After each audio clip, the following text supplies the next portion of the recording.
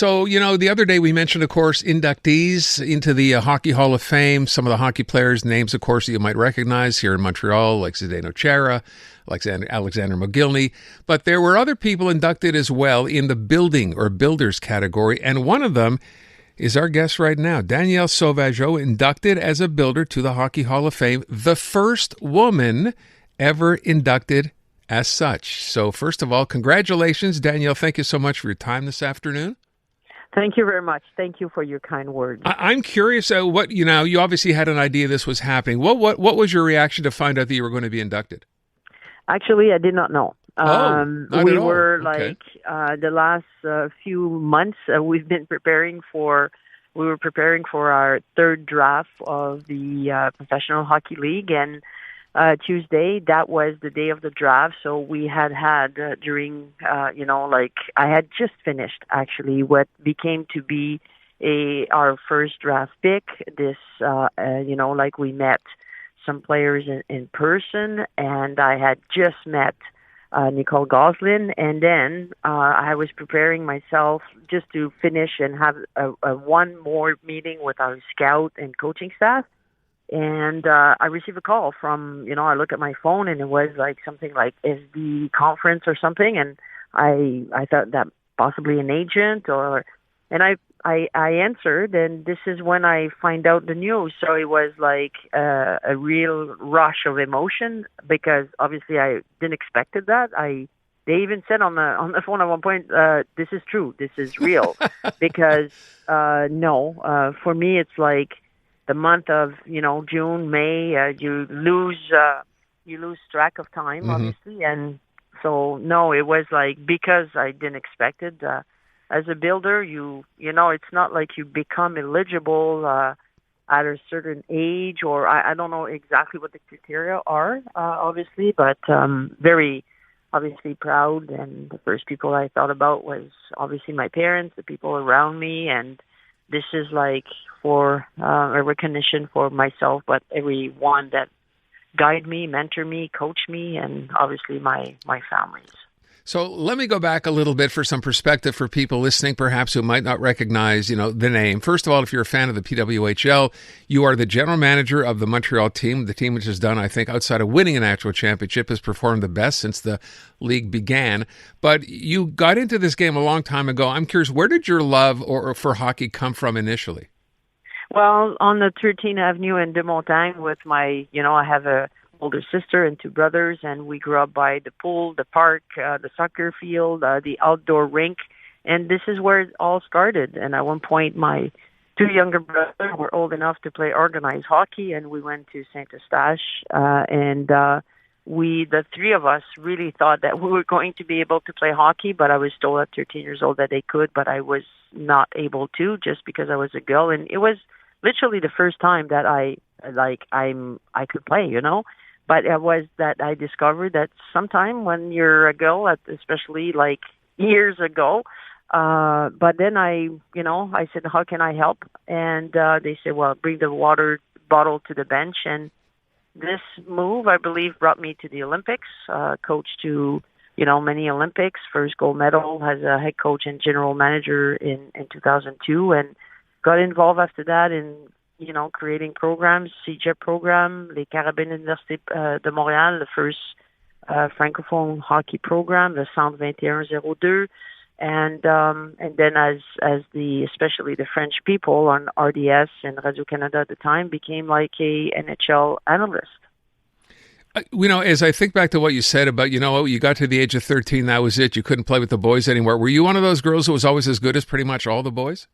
Well, every year I kept saying to my brother that I was the best out of the three, but we're still debating on that. Uh-huh. So I think that we will continue to debate all these years. But for me, it was just like, I believe I was as good as them, right? Because I was maybe older at the same time. But this is it, up to 15, 16, you play not so much anymore, but, you play with mixed hockey, I call it, and I just wanted to be able to do something that I loved. Sure. And in many ways, I think that I was able to live the passion of hockey in such a different way. But I'm still very close to the game, as you mentioned, being the general manager of La Victoire, and I think I'm blessed.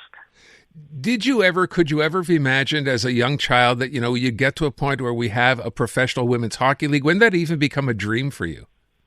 Well, the dream was, why not? And this is how I grew up, is, looking at things and say, why not? And trying to impact the game and growing the game and be part of creating structure, like I mentioned, a college program, a university program, a place where our Olympian was able to go and have a dressing room for them to train for many years.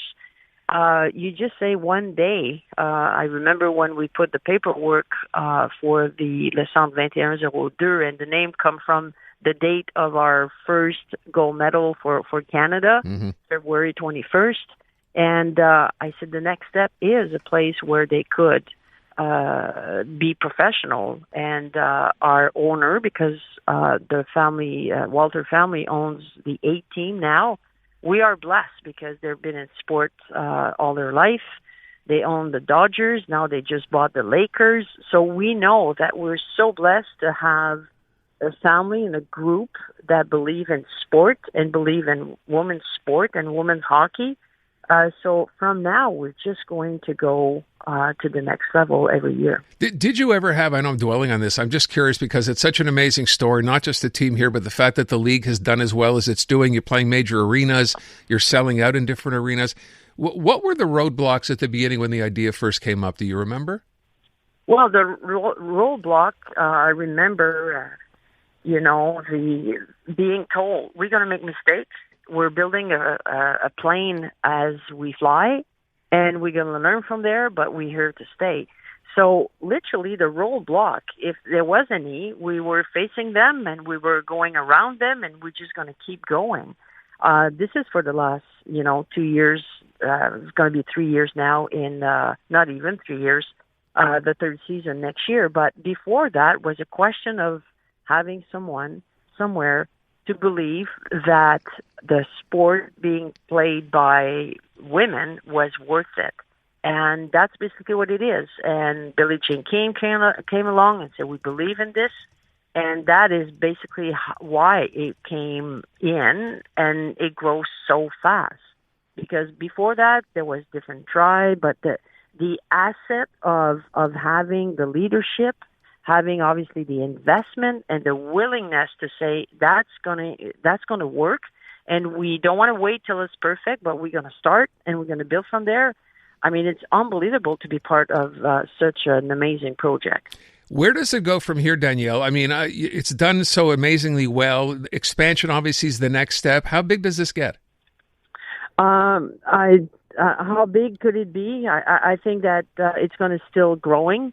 Now we are at 8 teams. Now we're not a regional league anymore because all the 6 teams were in the East, with New York, Boston, Minnesota, as well as Toronto, Ottawa, and us. Now we have Vancouver, Seattle, and I believe that, it's just going to grow. We need to look at the growth of women's hockey as well, like to make sure that we eventually the next step will be possibly to even create a feeder system. But I think that there's place to still grow with expansion. How long is that going to take? I don't know, but I think we're just going to. I cannot wait to talk to you in 10 years and say this is just unbelievable what happened in women's hockey. Like the growth and the speed of that growth. Within the last 3 years, it's faster than the last almost 30 years together. That's incredible. By the way, you shouldn't rule out, taking this across the ocean, right? Maybe to Europe or other locales as well, potentially.